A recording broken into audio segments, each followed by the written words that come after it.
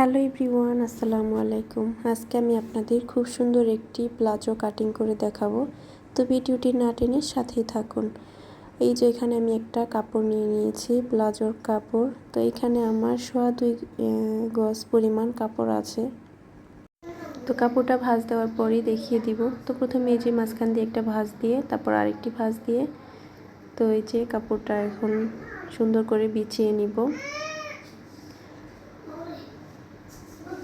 তো আমার 38 ইঞ্চি লম্বা থাকবে আজকের এই প্লাজোটি। তো তার থেকে 2.5 ইঞ্চি পরিমাণ সেলাইয়ের জন্য বাড়িয়ে নিতে হবে। তো সেই কারণে 40.5 ইঞ্চি পরিমাণ লম্বা হলেই হয়ে যাবে। তো এই যে কাপড়টা সুন্দর করে বিছিয়ে নিলাম। তো এই যে দেখেন আমি ঘের এখানে 14 ইঞ্চি পরিমাণ ঘের আছে কোমরে। তো উপর থেকে আমি 2 ইঞ্চি পরিমাণ রাবার ভাঙার জন্য রেখে দিলাম। তো তারপর এখান থেকে ধরে আমি লম্বার মাপটা নিব। তো এখান থেকে ধরে লম্বার মাপটা 38, তার থেকে 1/2 ইঞ্চি বাড়িয়ে 38.5 ইঞ্চিতে একটা দাগ দিয়ে নিলাম। তো এখান থেকে আবার পায়ের মুহুরির ঘেরটা একটু মেপে নিচ্ছি। তো এটা আমি সেলাই সহ 12 ইঞ্চি নিয়ে নিয়েছি। তো এখানে আমি হায়ে কিন্তু কোনো রাউন্ড শেপ দিয়ে কাটিং করব না, সোজাই থাকবে। তো এই যে 14 ইঞ্চি পরিমাণ নিয়ে নিলাম।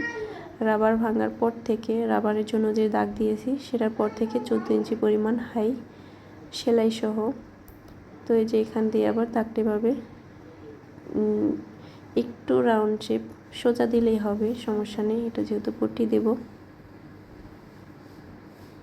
তো এই যে কাপড়টা কাটিং করে নিচ্ছি।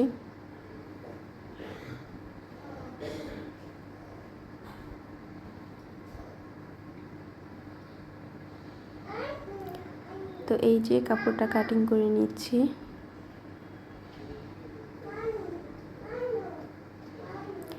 তো এখন হলো কোমরের যে জয়েন্টটা আছে সেই জয়েন্টটা এখান দিয়ে সারিয়ে নিতে হবে।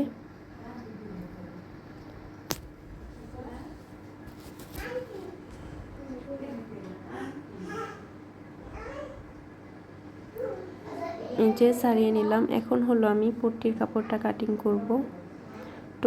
তো পট্টির জন্য এই যে সাইড থেকে যে কাপড়টা বেঁচেছে সেইখান থেকে আমি পট্টিটা বেশি বড় দেব না, একটু ছোট করেই দিব। তো বড় দিলে ভালো, আরও বেশি পরলে সেলোয়ারটা টান কম লাগবে। তা আমার ভালো লাগছে কম দিব। তো এই যে এখানে মেপে দেখাবো কতটুকু। এই যে সোজা মাঝখান দিয়ে একটা ভাঁজ দিয়ে নিলাম। তো এখানে কিন্তু মোট 4টি পার্ট আছে।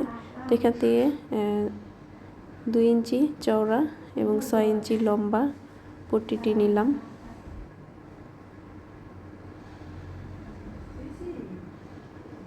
তো এই যে পট্টিটি কাটিং করা শেষ। তো এই তো আমার সেলোয়ারটি কাটিং করা শেষ। আজকে ভিডিওটা এই পর্যন্তই, দেখা হবে পরের ভিডিওতে। আল্লাহ হাফেজ।